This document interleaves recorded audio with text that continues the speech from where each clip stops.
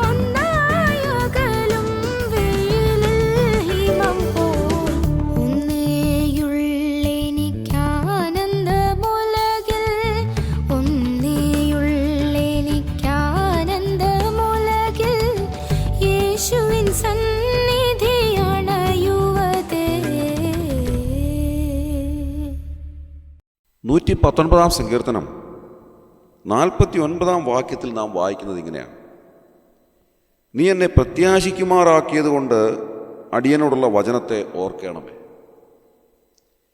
ജീവിതത്തിലെ പ്രത്യാശയെല്ലാം നഷ്ടപ്പെട്ട് മുൻപോട്ടുള്ളതായ സകല കാര്യങ്ങളും അവ്യക്തമായി കാണത്തക്ക നിലയിൽ ഏറ്റവും തകർന്നടിഞ്ഞ് നിരാശരായി തീർന്നതായ ഒരു വ്യക്തിയുടെ ജീവിതത്തിൽ പ്രത്യാശ നൽകുന്നത് ദൈവവചനമാണ് എന്ന് രേഖപ്പെടുത്തിയിരിക്കുകയാണ്. ജീവിതത്തിലുള്ളതായ സകല ആശയും നശിച്ചു കഴിയുമ്പോൾ അതെത്രമാത്രം ഭയാനകമായ ഒരു സാഹചര്യമാണ്. പലരും ജീവിതത്തിൽ നിരാശരാണ്. മുൻപോട്ട് നോക്കിയിട്ട് പറയുകയാണ്, ഇനിയും എനിക്ക് ജീവിക്കുവാനായിട്ട് സാധ്യമല്ല. ജീവിതത്തിലുള്ളതായ സകല ആശയും നഷ്ടപ്പെട്ടു പോയിരിക്കുന്നു. പല വിധത്തിലുള്ള കാരണങ്ങൾ കൊണ്ട് നിരാശ ബാധിച്ച ആളുകളുണ്ടാകാം.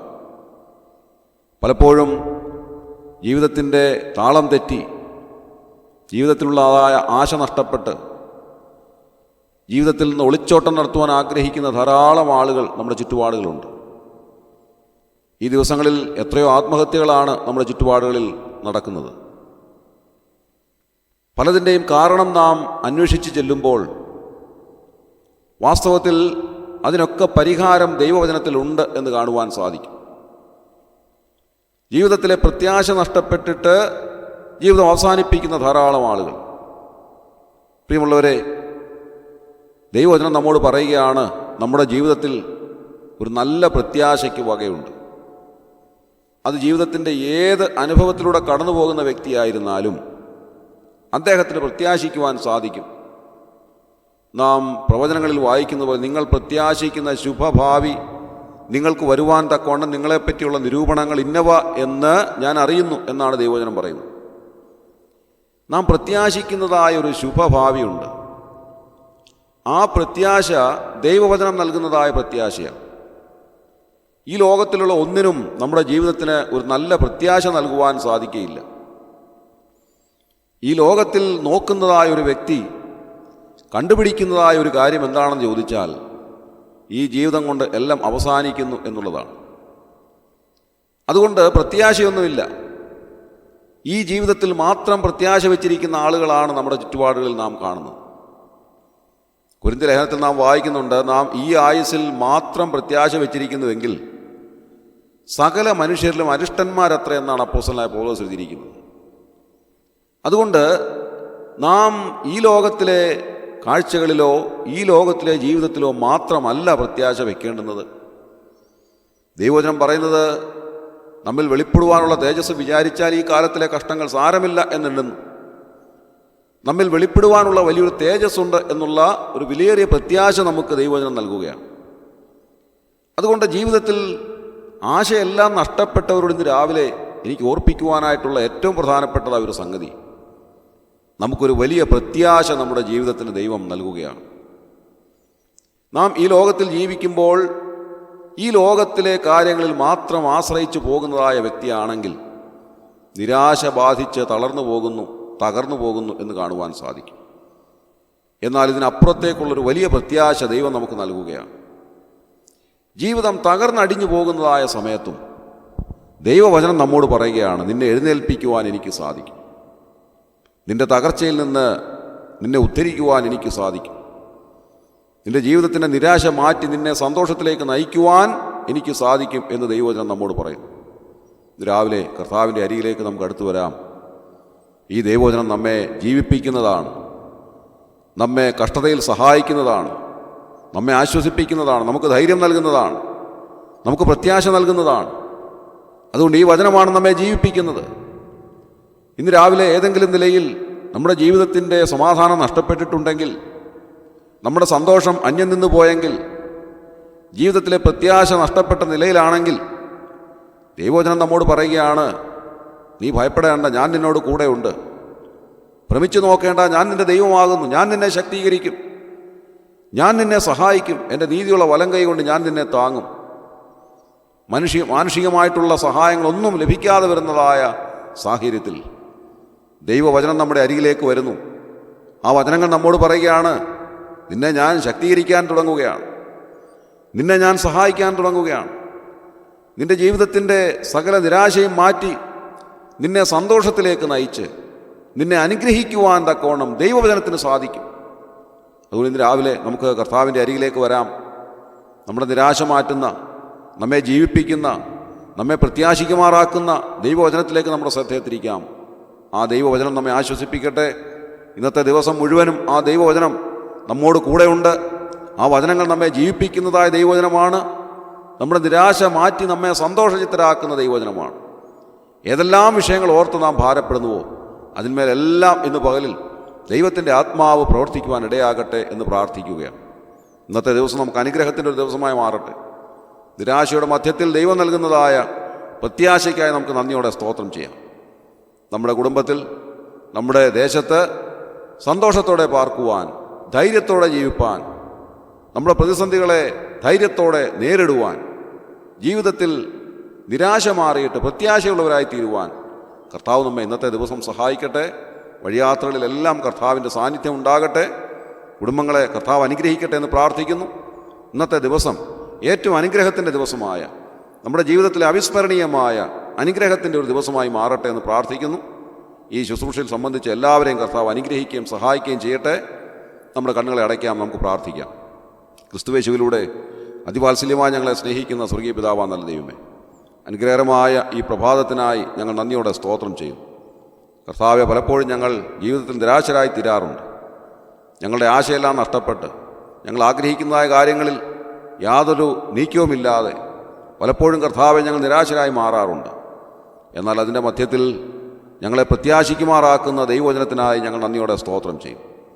കർത്താവെ, ഈ ലോകത്തിൽ മാത്രമല്ല, ഇതിനപ്പുറത്തുള്ള അനുഗ്രഹകരമായ ഒരു ജീവിതത്തിലേക്ക് ഞങ്ങളെ പ്രത്യാശയെ വർദ്ധിപ്പിച്ചു കൊണ്ടുപോകുന്ന, ഞങ്ങൾക്ക് അനുഗ്രഹകരമായ ഒരു ഭാവി ഞങ്ങൾക്ക് നൽകുന്നതായ ഈ അനുഗ്രഹിക്കപ്പെട്ട തിരുവചനത്തിനായി ഞങ്ങൾ നന്ദിയോടെ സ്തുതിക്കുന്നു. ഇന്നത്തെ ദിവസം കർത്താവെ, ഈ വചനത്തിൽ ആശ്രയിച്ച് ജീവിപ്പാൻ ഞങ്ങളെ സഹായിക്കണമെന്ന് പ്രാർത്ഥിക്കുന്നു. ഒന്നുകൊണ്ടും തകർന്നു പോകാതെ, തളർന്നു പോകാതെ ജീവിതത്തിൽ പ്രത്യാശയുള്ളവരായി, സന്തോഷമുള്ളവരായി ജീവിപ്പാൻ ഞങ്ങളെ ഇടയാക്കണമേ എന്ന് ഞങ്ങൾ അപേക്ഷിക്കുന്നു. ഈ ശുശ്രൂഷയിൽ സംബന്ധിച്ച് എല്ലാവരെയും അവിടുന്ന് അനുഗ്രഹിച്ചാട്ടെ. അവരുടെ ആവശ്യങ്ങൾ അവിടുന്ന് കൂടെ ഇരിക്കണമേ കർത്താവെ. ഇന്നത്തെ ദിവസം അവർ നേരിടുന്നതായ എല്ലാ പ്രതിസന്ധികളെയും ധൈര്യത്തോടെ നേരിടുവാനുള്ളതായ ശക്തി അവർക്ക് നൽകി അവരെ സഹായിക്കണമെന്ന് പ്രാർത്ഥിക്കുന്നു. വഴിയാത്രകളെല്ലാം കൂടെ ഇരുന്ന് സഹായിക്കണമേ. ആപത്തനർത്ഥങ്ങളിൽ നിന്നെല്ലാം വിടുവിക്കണമേ. രോഗികളായിട്ടുള്ളവർക്ക് അവിടുന്ന് ആശ്വാസം നൽകി, സൗഖ്യം നൽകി സഹായിക്കണമേ. ക്ഷീണിതർക്ക് അവിടുന്ന് ആശ്വാസം നൽകണമേ കർത്താവെ.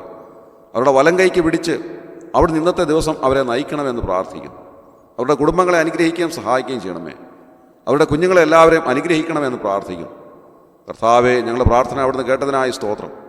ബലഹീനരായ ഞങ്ങളെ അവിടുന്ന് കടാക്ഷിച്ചതിനായി സ്തോത്രം. ഞങ്ങളെ അവിടുന്ന് അനുഗ്രഹിക്കുന്നതിനായി സ്തോത്രം. ദേശത്തിൻ്റെ വിവിധ ഭാഗങ്ങളിൽ ഇന്നത്തെ ദിവസം അനുഗ്രഹത്തോടെ ജീവിപ്പാൻ ഞങ്ങളെ സഹായിക്കുന്നതിനായി സ്തോത്രം.